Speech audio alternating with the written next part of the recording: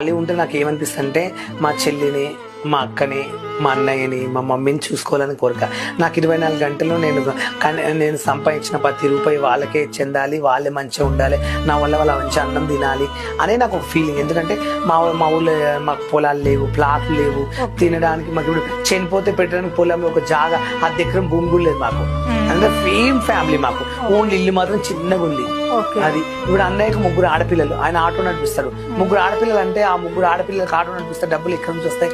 వాళ్ళ పెళ్లి చేయాలన్నా, ఒక దావత్ చేసినా, ఒక పుష్పవతి దావత్ చేసినా లక్షలు కావాలి. ఎవరు పెడతారు? ఏమొస్తుంది? మా వదిన కూలి పనికి వెళ్తుంది, పొద్దున్న వెళ్తే సాయంత్రం వరకు వస్తుంది. 3 బట్టలు విండాలి, వంట చేయాలి, 3 ఆడపిల్లలు చూసుకోవాలంటే ఎంత నరకం ఉంటుందో ఆమెకు తెలుసు, నాకు తెలుసు.